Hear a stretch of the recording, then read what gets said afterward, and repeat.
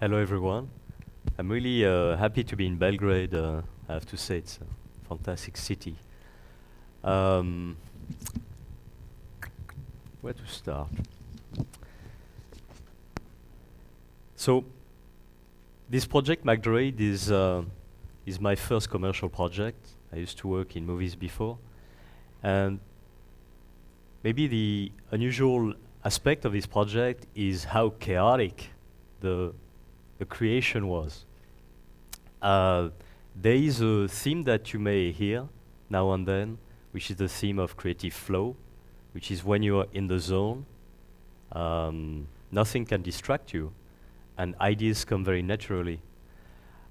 This game started in the flow, and you'll see what happened afterward. It's quite interesting. So I'll just go fairly quickly to the history to kind of give you a sense of how chaotic the development of such a game can be. And you'll see I interlaced the story with my personal travel because it will give you a sense that the state of mind that you're in as a creator will translate directly into the creation that you're making. What I mean by that is it's a direct extension of who you are, what you create. And you see that really quickly, and the change and the chaos. So I'll go very quickly. There are 90 slides in 20 minutes. So I speak slowly now, but I think it's going to pick up pace, so I may lose a couple of you. But that's essentially how the creative process was. It was extremely chaotic. So hopefully I try to convey to you how it is. And the amazing result is that actually a game was created out of that complete chaos. And hopefully it will be a tale of, encouraging each and every one of you to step up and take the courage to be creative and do whatever you want to do without fear of the results. Because no matter what you do, there will be something at the end, and it will work out. So let's get started. So why do I put Glooby Boulga? It's a French show. Glooby Boulga is one of the favorite dish that weird creature used to make. It's a big mishmash of everything. You have potatoes, tomatoes, bananas, honey, everything. And the reason why I say Glooby Boulga is because McDROID is Glooby Boulga. It's like a mix of all sorts of genres that shouldn't work together, and somehow the end result, well, it's a personal preference, but it kind of works. And that's flow. That's the complete opposite of that. So you have chaos and harmony. So the beginning, I was traveling through Tibet, and what you get in Tibet is Kailash, Shiva and Parvati, enlightenment and flow. It's the opposite of the civilization we live in. It's the complete unity with the universe. So that's what I was looking for. But also, I had the lofty dream of making games, which many consider as being the opposite, and it is. So that's Tibet. And those are photos I took. It's an amazing place where wherever you shoot, it's like National Geographic stuff. It's absolutely stunning. And you feel at peace, like your mind is completely still. That's Mount Kailash. And then I went to Oxford to work with my coder. So Oxford is the opposite. It's the same and the opposite, in the sense that it's where Tibet would be the hub of spirituality. Oxford could be considered the hub of intellectual thinking, mental and Western thinking, and maybe porridge. So that, so the crazy photo. So you can see the contrast. Very civilized, very ingrained in physicality. So in the beginning, when we were working in Oxford, Fraser and I, the game we were making was Elephantopia, which became the name of the company, because we couldn't find the gameplay. We knew that Elephantopia was something new that nobody had played before, but at the same time was Farmville and building. Farmville is something everybody hates. I was addicted to it, and I wanted to discover why. And the other thing is there is a fascination in ancient civilization we all have, right? And so that was a combination of that, and because it was our first game, we had no idea how to find gameplay. So at one point, so that was Elephantopia. So you have island, you heal island, the island emerges, and then you do all sorts of growing, planting trees, and so on. Couldn't find gameplay. It was fun to wander around, but couldn't find it. And then came Unity, has some really great competition that happened frequently. But I ignored this one because I couldn't find a game. And then suddenly I had a dream. So, you know, sometimes inspiration comes randomly. But the thing I want to denote on the dream side is that why did it feel like I could create something out of a dream? It's because the image persisted when I woke up, and that's something maybe some of you have experienced. You know, some dreams fade away after a few seconds, but other dream, the image is so vivid, you have to do something about it, and that's one of them. And that was the dream. It's really weird. It was a boxy robot with a terracotta pot on the pine tree, pine in the back, and these two pink things that I drew really poorly were actually creatures that were swaying with the wind. And that became the source of what became, well, it became McDROID, but it was called Spider Garden, because I had no idea what it was about. So drew really quickly the next day, and then modeled pretty much all the creature and the asset within a day or two. And that's one of the things that you'll see throughout, is that when there's a clear image, when there's a clear inspiration, the work flows really rapidly. But when there is no inspiration, or when the idea doesn't come from you, when you're trying to fit in, or when you're trying to please others somehow, it takes a long time to get anything. So that was the competition. So it was some kind of mix of planting stuff, and that was the title. So yeah, it's about planting things and zapping enemies that didn't allow you to plant things. Was not much of a gameplay, so we didn't win the competition, unsurprisingly. But yeah, it was fun to play. So we decided to share Elephantopia, because we didn't know what the gameplay was, and decided to spend, you know, a few days, then became a few weeks to see if we could get anything, and then it became a month, just 1 month. And the gameplay evolved as we're trying to figure out what that dream and those assets. So yeah, it's some people work out of a concept, right, an abstraction. Other people work out of image, others out of sounds. Like, we're all very different. In this case, because I'm very visual, I started from the assets and then figured out the abstraction from it. But I think it's up to each one of us to find the best flow of how we work, you know, the sense that's prominent. So yeah, it became an adventure game, farming defense. So where you would go in one zone and establish a farming colony and then defend your area, but we couldn't figure out how to efficiently create that, and it seems now fairly easy that we could have made it, but at the time, nah, not as a first game, didn't work. So then it became action farming tower defense, and we thought to ourselves, this is genius. Nobody's done anything like that. But we didn't know about Dungeon Defender. And that's one of the things is, throughout the game, what you see is ignorance drives this entire creation. So we decided to keep it another month, right? Now, the interesting thing is that I was actually paying the programmer with the money I made on movies. So it was a drain on resources. But the thing is, when you go on some kind of spiritual quest, you have this kind of idea that everything will be all right. So I was like, yeah, sure, no problem, 10,000 a month, no biggie. So just keep doing it, and just another month, the graphics started to evolve.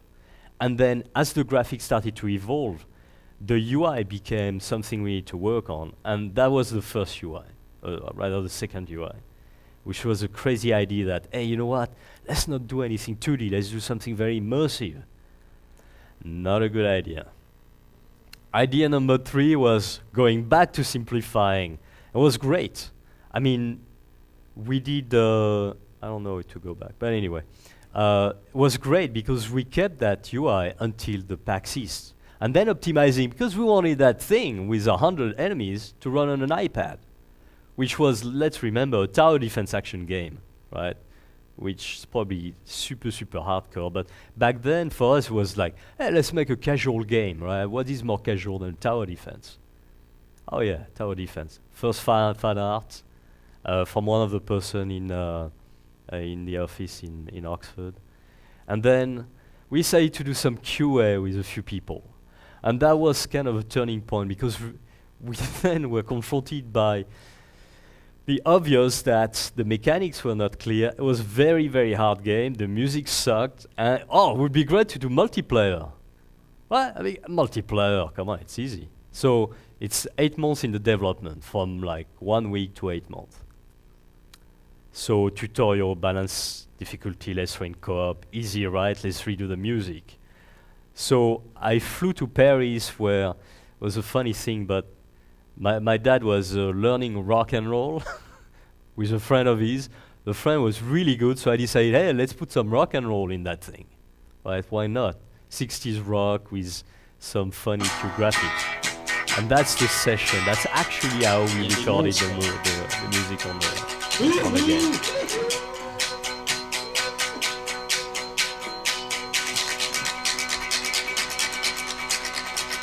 So studio quality, right? Actually, it's hooked up into an amp. It's a cheap amp, like 200 euro, you know, it's homemade stuff, solid back. So then, had enough of civilization, you know, Oxford and Paris is a little hard for when you're a bit sensitive to all that. So I flew to Southeast Asia. It was way more fun, but I got nothing done. And then in November, we decided, hey, let's see what people think of our little game. And so that's almost a year in the development right here. And we decided to do everything from beta stuff on Desura to indie games, and anybody who would show interest would say, yeah, bundle our game, you know, because our game probably sucks. Nobody's going to buy it, so it gives us a bit of validation. And actually, it was really interesting because the first few sales, I'm talking about the first 3 sales, were a weird feeling, because we thought until that point that it completely sucked, even though we sank 8-9 months of development in it, which is really weird, very contradictory. But anyway, we went through it, and then came PAX East, and it's a combination of things. One of the biggest turning point was that made me decide to go back to the US for PAX East was that you could get for $1,500 your game displayed on this giant 20-foot tall screen, and the other one is 180 feet wide screen. And so for somebody who has no idea about marketing, it was phenomenal. So we go back to the US. For those who know the US, you probably recognize those friendly faces. TSA agent, by the way. So that's the office in Boston, which was basically a room in the basement. And the idea was to create all the promotional material, and I had only 1 week.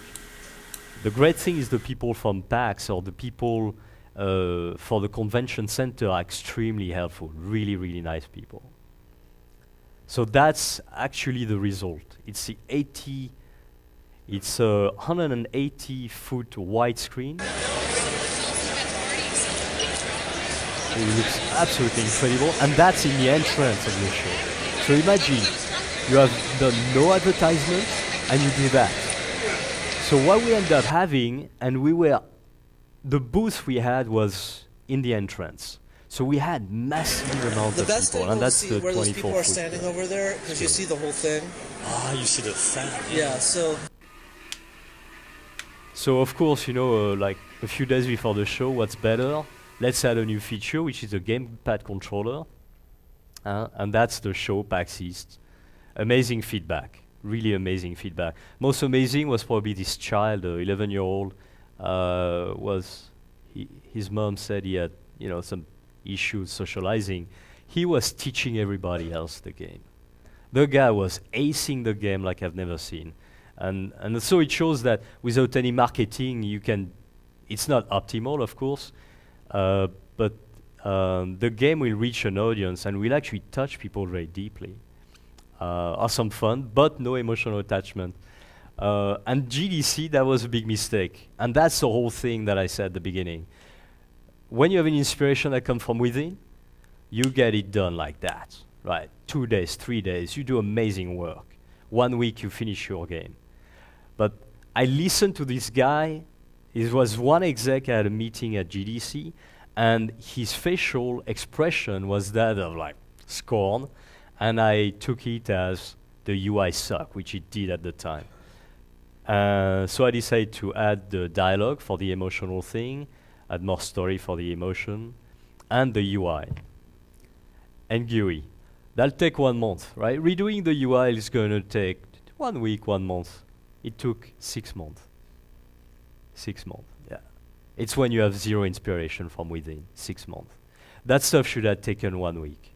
Like if it had, and I think one of the formula, at least for me, and I think it works for a lot of people I know, is when it's not meant to be, it's gonna take forever. If it's meant to be, yeah, it's disgusting UI, right? It's gross. Oh yeah, and then so I stayed in San Francisco because I had a lot of friends there. And the big meme in San Francisco is marketing, venture capitalist, founder, CEO. So I was trying to fit in again. So I was trying to become marketing, to get the Kickstarter, green light, you need to have a green light, and to get in venture capitalist because we're in San Francisco. Damn it. What happened then is I wasted a year trying to turn the game into something it wasn't. But the good thing was, by doing everything in a kind of chaotic fashion, some people actually were very touched, at least by the graphics, especially the Japanese people. And we got some amazing fan art from them. Now the dialogues, no voiceover, right? So we do bubble. Yeah, sure. Then we see a bunch of kids skipping the dialogues, and it contains some important story points. So, yeah, we clearly need voiceover. Wakey, wakey. So that's me doing the 10 voiceover to see what would work. Come on, lazy bum, we're almost home. And the funny thing with that is, it actually added a lot of quality to the game. Morning, space camp. But the same usual stuff happen is, you do something out of somebody else's reaction, and what will happen is it will take quite a while. And that's the same thing. It took about 4 months to figure out the dialogue, and about a month to do the casting and recording of the actor. But now, here is something that comes from within. There is a feeling, a very strong feeling that's been going on for the whole game, which is that the UI is ugly, that we suck at UI. So I finally had enough. There's a component of laziness, and there is a component of intense fire inside. And the intense fire inside took over the laziness at one point. I couldn't bear it. So, what is that? Oh, Windows 8. So I ended up redoing the UI. Because I suck at 2D, I did the UI in 3D. I used some 3D asset to create islands. And that's finally the UI we got, which is a very immersive thing, where instead of having this kind of 2D flat thing, which is like, oh, you're at the end of the game, it transitioned very beautifully between the game and the game. And choosing the level and the shop and everything becomes a game unto itself. And that should have been at the beginning. And that stuff, I could have figured it out by just stopping and and meditating on it a little bit because it's really obvious after the fact. And that's when you know that's the right solution. It's when you're like, of course I should have thought about it. And that stuff took 1 week to implement. And it looks so much better, right? So Steam launch, of course we got postponed. That's because one of the fan artists from Japan wanted to do the box art, right? But there was miscommunication because we're talking to machine translation. I won't go into detail, but just take that into account when you work with people across the world. Is everybody has very different psychologies, and yes has a different meaning in different countries. So I ended up postponing September 5th and do the box art myself. Long story. So that's, to summarize, that's the path we took. Right? I think I missed a couple curves here and there. And that's the timeline. Voilà. A lot of noodling. And that noodling could have been shortened quite a bit now, but the thing is that creative process is actually a process of growing as a person and growing in clarity and simplification of the thinking process. So back then it would not have been possible. Now, of course, things go much faster. So to summarize, we shoehorn multiplayer in the middle of dev, which is a big no-no. And multiplayer, by the way, takes between 2 and 3 times more coding when you don't know what you're doing, and we didn't. So from 6 months to 3 years, we did 5 UI. Didn't know about Dungeon Defender. It's good to educate yourself sometimes.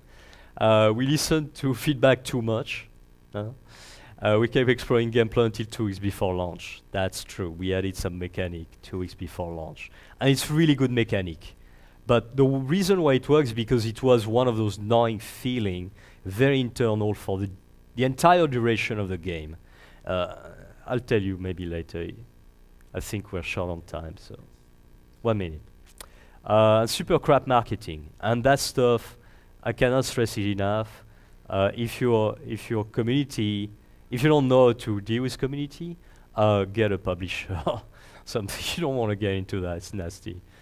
Waste of time, broke, creation, blah blah blah. The pros are making something out of nothing is absolutely amazing, right? The empowerment is unreal, and you know the rest. You can see it's centeredness, and that's the result. And it's not too bad. It's not too bad, but that stuff.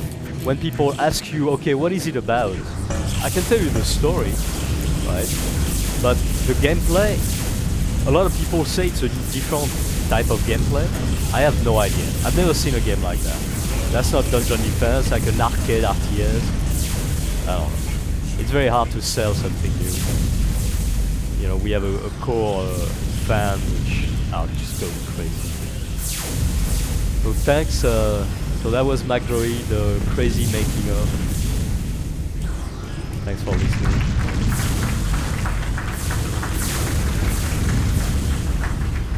Thank you very much, Laurent. Any question? Maybe you could just keep the video if you... Oh, no, okay. Any question for Laurent? Yep. Thank you so much. Bonjour Laurent et bienvenue à Belgrade. Ah, merci. My question is, how did you recognize the moment when the game is definitely finished and ready to be published? When that gnawing feeling was no longer there. Yeah. It's a very it's an introspective process, at least for me. So it's something you cannot recognize in advance, isn't it? Sorry? That's something you cannot recognize or expect in advance. You just feel it. Well, it depends how deep you can go within yourself. I should say I can go within myself. The deeper you can go and the more information about what it should be you have. And when you follow that, you go extremely fast. I mean, the stuff at the end, development, the stuff we added, just because the ideas were clear and I knew exactly how to architect it within the spaghetti code we had, you know, that's miraculous. So that's when you know you got it. Merci beaucoup. Yeah. I think Yeah. it's Laurent, your tale is a tale of innovation, which is really hard. I myself have fought with such a battle, the one you've described, and I've found in the past that actually sometimes starting with art can go on the way of finding the right gameplay. Could you describe actually was it true for you? Was starting from the visual, sometime slowing down gameplay exploration because you had art and you were emotionally attached to it, or not?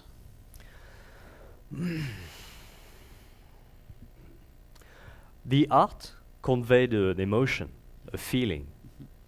That feeling stirred us in the direction of how the game should feel-ish. The exploration of gameplay is so costly in development time that it's probably the worst way to do something. The end result will feel close to the initial work that you have, like that crazy drawing, that dream, but it is not actually the gameplay of the dream. I realize it now. So, I know it's a roundabout way to answer, but it's because it's a very internal process. Obviously, yeah. I mean, creative process in general can take so many forms. Yeah. Any other question for Laurent?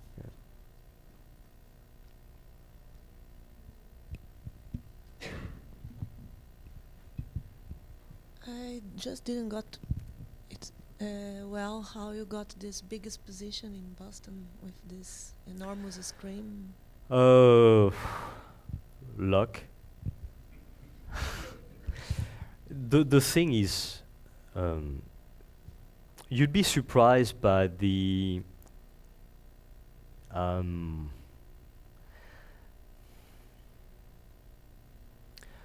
mindset I was approaching that was very, very humble, because I messed up so much on this game, especially on the marketing front, that anything was bonus.